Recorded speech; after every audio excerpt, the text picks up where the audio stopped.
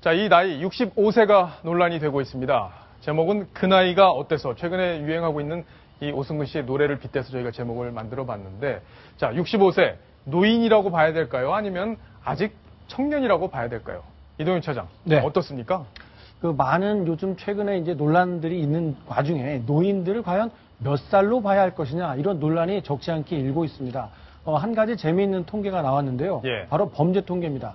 2004년도에 그 기준을 보니까요. 전체 범죄 건수 중에서 60세 이상 노인들 그런 기준을 가지고 봤을 때요. 몇 퍼센트였냐면 3.3%에 불과했습니다. 네. 그런데 9년이 지난 2013년 기준으로 보니까 전체 범죄 중에서 60세 이상의 노인이 저지른 범죄가 7%로 약 10년 만에 2배 가까이 증가했습니다. 예. 이런 통계는 왜 어떤 이유 때문에 나온 것일까 좀 찾아보니까요.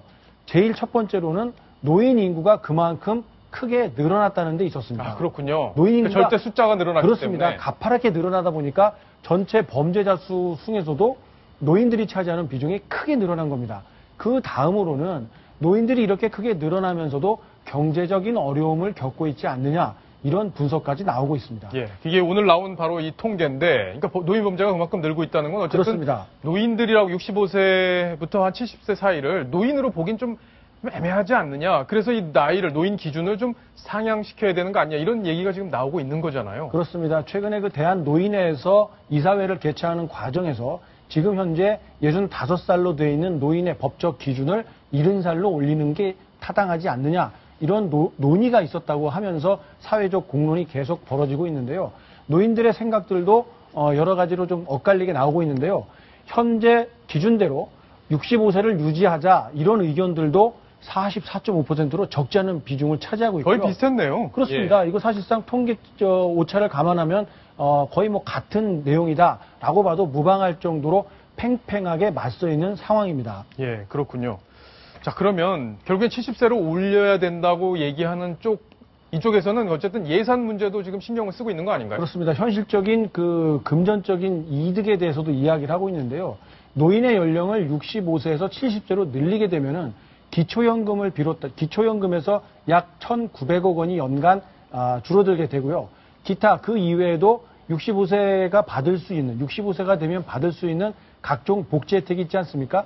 이런 것들을 더하게 되면 연간 2조 3천억 원의 예산이 절감이 된다. 그런 효과도 있다라고 하면서 현실적인 이 이득을 근거로 해서 노인의 기준을 늘려야 한다. 예. 길게 잡아야 한다. 이런 주장들을 펴고 있는 겁니다. 예, 오늘 저희 박상진 PD가 거리로 나가봤습니다. 나가서 과연 이 65세를 70세로 올리는 문제 어떻게 생각하는지 거리의 시민들의 의견을 들어봤습니다.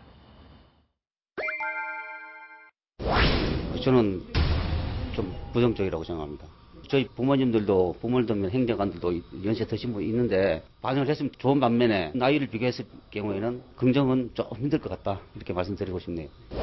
앞으로 봐서는 해야 된다고 생각합니다. 연령이 너무 오래도 사시니까 이 정책은 앞으로 해야 된다고 생각해요. 더 올려도 되나?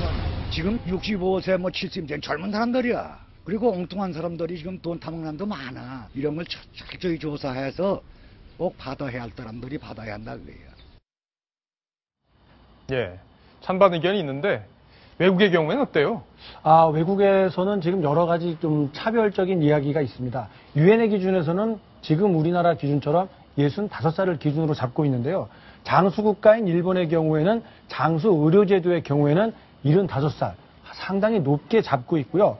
연금 지급 기준으로 보자면 미국이나 독일, 영국 이런 나라에서는 67살 좀 다른 나라들과 다른 기준을 적용해서 하고 있습니다. 한 가지 우리가 왜 노인의 나이를 이렇게 좀 고민을 해야 하냐면요. 인구 구조가 바뀌고 있기 때문 아니겠습니까?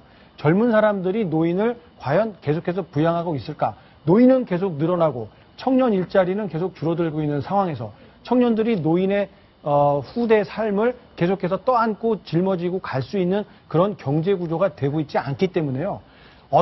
개개인이 노인의 나이를 65세로 볼 것이냐 70으로 볼 것이냐 이런 개인적인 선호로 결정할 것이 아니라 한국적인 인구 구조의 변화를 면밀하게 살펴보고 그 다음에 청년들의 일자리가 얼마만큼 늘어나고 양질의 일자리를 통해서 경제력을 확보할 수 있느냐. 그러니까 후대에 우리 그 후대들이 앞선 선배들의 그런 그 생계를 꾸려나갈 수 있을 만큼 경제력을 확보할 예. 수 있을 것이냐 이런 것들을 종합적으로 살펴봐서 결정을 해야지 그냥 즉흥적으로 어떤 개개인의 선호도를 가지고 결정할 문제는 아닙니다. 알겠습니다. 자, 65세로 볼 거냐, 70세로 볼 거냐 논란이 진행되고 있는 상황에서 오늘 각계의 의견 그리고 시민들의 의견까지 저희가 정리를 해드렸습니다. 자, 다음 순서로 가겠습니다.